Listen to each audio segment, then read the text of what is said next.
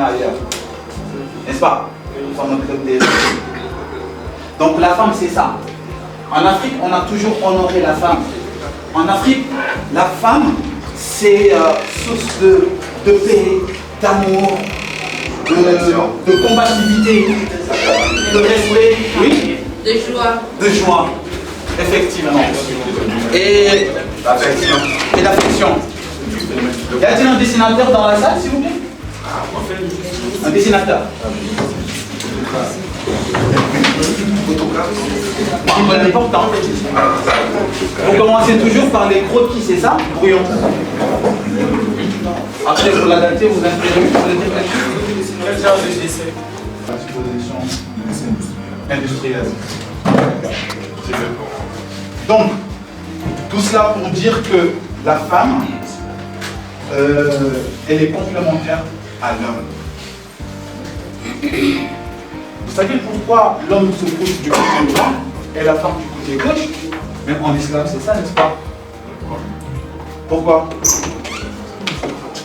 Voilà, parce que le côté, c'est pas parce qu'il est inférieur. Hein. La protection. Voilà, parce qu'avant on allait dans les champs pour travailler et les dangers venaient de. Voilà, donc l'homme se mettait devant et la femme derrière. Si le roi lion sortait là, c'est homme qui est dévoré et femme qui est sauvée, non? Exactement. C'est ça. Ce n'est pas une question d'infériorité. Et sur le chemin du retour, la femme se met devant et l'homme derrière. Parce que le danger vient de. Donc ce n'est pas une question d'infériorité.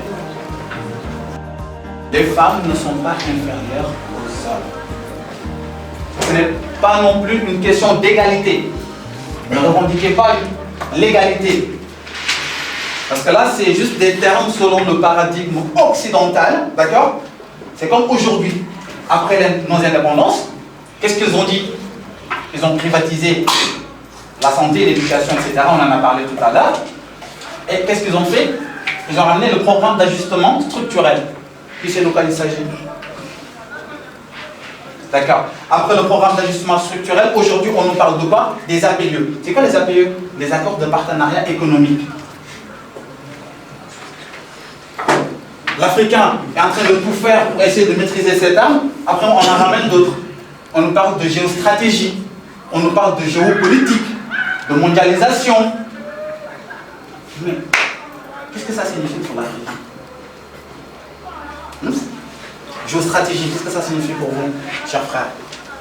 Dis-le-moi, dis-le à haute voix, frère. Dis-le. Quoi? Le mail.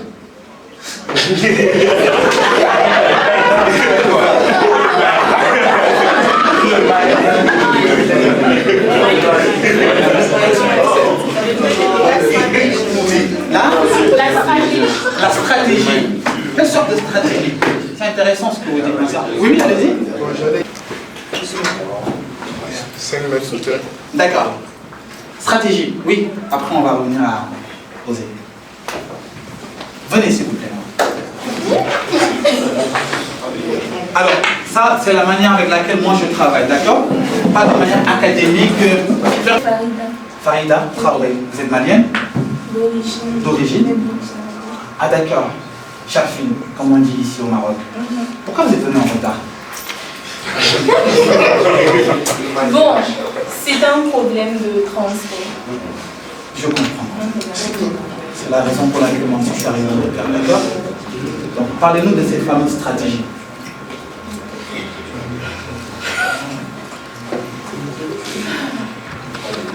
En fait, en Afrique, je dirais qu'on a tout ce qu'il faut, côté humain, financier, mais on manque juste de tact. Bon, je m'explique un peu. Par exemple, en Europe, quand on a son confrère qui a un projet, on le soutient et on apporte un peu les moyens dont il manque. Mais en Afrique, dès qu'on a un confrère qui a un projet qui est plutôt rentable, au lieu de le soutenir dans ce sens, je ne sais pas comment dire, mais on lui met en fait les bâtons dans les roues. Pourtant, en Afrique, c'est... Je ne sais pas comment joindre en fait le truc avec la stratégie, mais si l'Africain mettait un peu en lui ce côté stratège là, on pourrait égaler l'Europe, l'Amérique et ainsi de suite. Je vais prendre peut-être un exemple. L'exemple de Thomas Sankara. On ne va pas dire qu'il manquait de stratégie, mais c'est peut-être la population même qui n'était pas stratégique. Dans le sens où vous avez un grand homme qui est prêt à vous apporter ce dont vous avez besoin, mais vous, en fait, vous ne le poussez pas dans ce sens-là. Vous n'avez pas la même mentalité, il vous conduit vers cette mentalité-là, mais vous, au lieu de ça, en fait, vous... Thomas Sankara, ou bien elle parle de stratégie, de tactique, de leader dont on a besoin. C'est tout à fait vrai. Oui, l'Afrique en a besoin. Mais actuellement, il y a deux paradigmes sur lesquels nous devons travailler en urgence. Le paradigme de sécurité, parce que notre continent est en train de devenir la base des organismes et des cellules liées au terrorisme. Quand on ose dire la vérité, on dit la vérité. On n'a pas peur de dire la vérité. L'Africain a peur. On doit cesser d'avoir peur. Et guider, oui, à ce qu'elle a dit, je voulais ajouter qu'il fabrique le cacao. Pourquoi il est transporté et il est importé en France pour être fabriqué le chocolat? Alors qu'en Côte d'Ivoire, on pourrait mettre des usines en place, sur place, pour fabriquer des chocolats. Et pourquoi les petits Français ont le droit de manger du chocolat alors que nous, Africains, nous produisons, nous consommons le cacao, mais nous ne pouvons pas fabriquer du chocolat? C'est injuste. Au niveau du Sénégal aussi, je pense que maintenant, ils ont tout bien pour traiter ce cacao, sans pour autant faire appel ni à la Banque mondiale, ni à l'Union européenne, ni FMI. Je dirais que, comme l'Europe, pays européen, pourtant, en Afrique, même pas même la moitié des étudiants qui sont des ingénieurs là, qui arrivent dans leur pays, qui aident leur pays.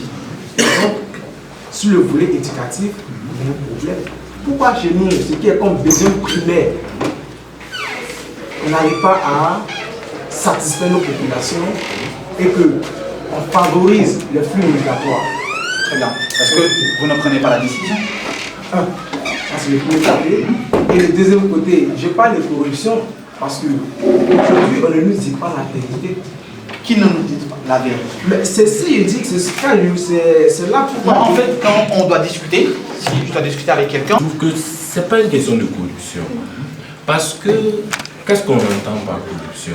La corruption arrive à s'installer parce qu'il y a un mauvais système de gestion de tout, en fait. Vous imaginez si tout était suivi, informatisé, organisé, on avait des processus à tous les niveaux de l'État, ça allait être quand même assez complexe de faire la corruption. Aujourd'hui, les grands pays se développent et ils placent des intelligences artificielles à la place de certaines personnes. Donc je trouve que cette question de corruption-là, moi personnellement, on est entre nous, je vais vous dire que moi je ne suis pas contre la corruption.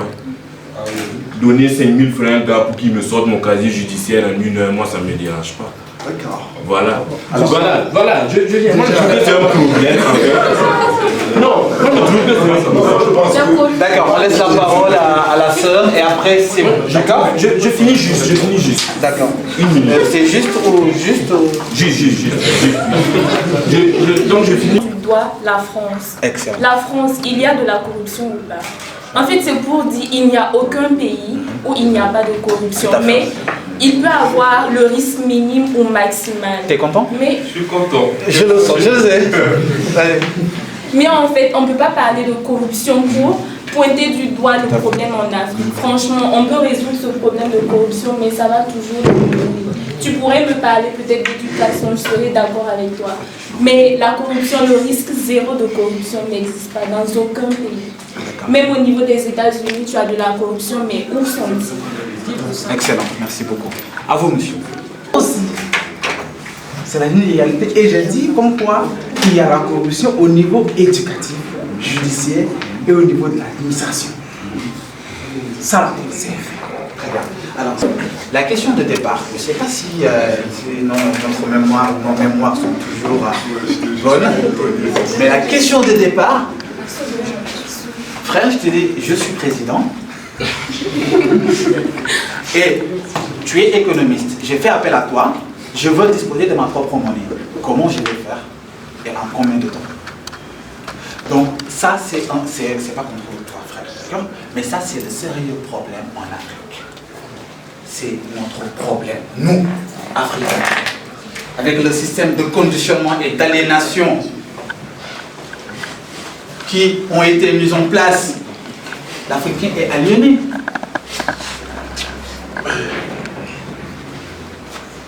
Donc, on procède de manière académique. On reste trop dans la théorie. Merci. On explique, on parle. Et on en a parlé tout à l'heure. Oui, nous pouvons, nous devons, parce que, oui, it's 99% mindset. Ok, je suis d'accord. Mais il faut agir. Chaque génération se doit de trouver sa mission pour soit la trahir ou l'accomplir. C'est notre devoir de jeunesse d'aujourd'hui et leader de demain de nous impliquer davantage à tous les niveaux de la vie, que cela soit politique, économique ou social, en vue de préparer ce qu'on appelle l'alternance générationnelle. Alors, j'aimerais que l'on agisse, frère. Tu as fait des études supérieures, tu connais la situation actuelle. Alors, dis-moi comment faire, comment je peux disposer de ma propre monnaie. Très bien. Qu'est-ce qui fait qu'un pays puisse avoir sa monnaie personnelle? En 3 jours, d'après le professeur Nicolas Agboro, qui est un des plus grands économistes en Afrique. Il suffit? Très bien. Et on est là pour oser. Notre thème d'aujourd'hui, c'est quoi? La confiance en soi. C'est quoi la confiance en soi, selon vous? Vous souhaitez vous limiter aux définitions que vous trouvez sur Internet?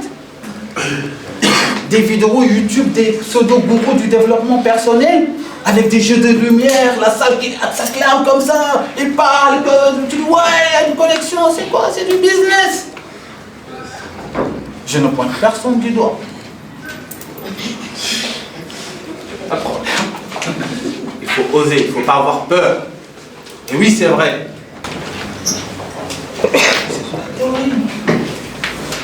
On va suivre des ateliers. Vous avancez des propos et des notions. Je pourrais dire vraiment désolé si je parle comme ça, très poussés. Ils sont très appréciables.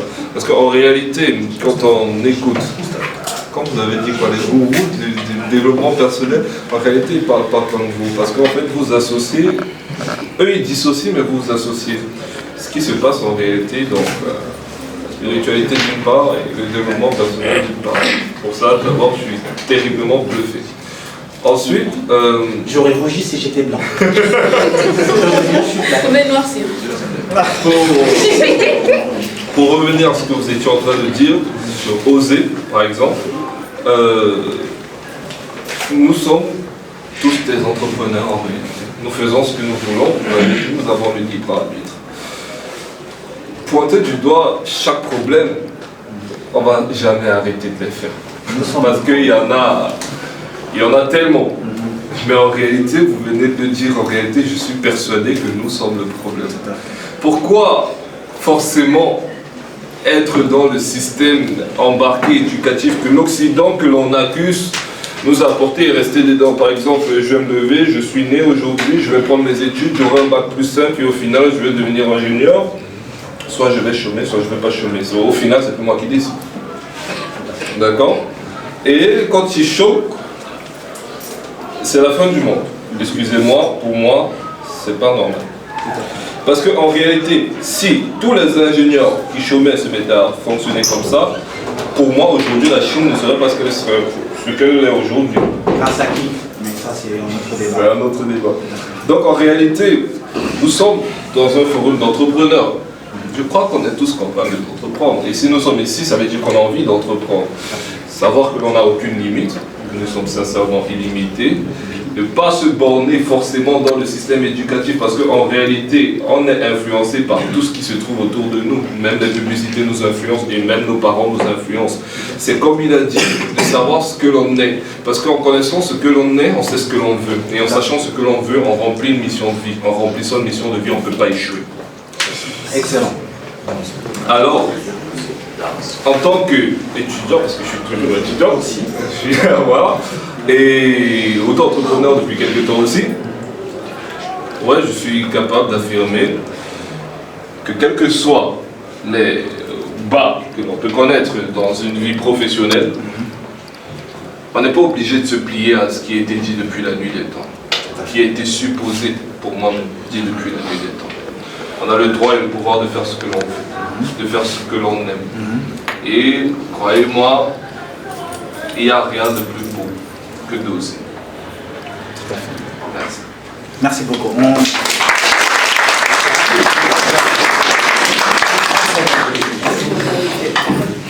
Vous savez, quelle est la meilleure des manières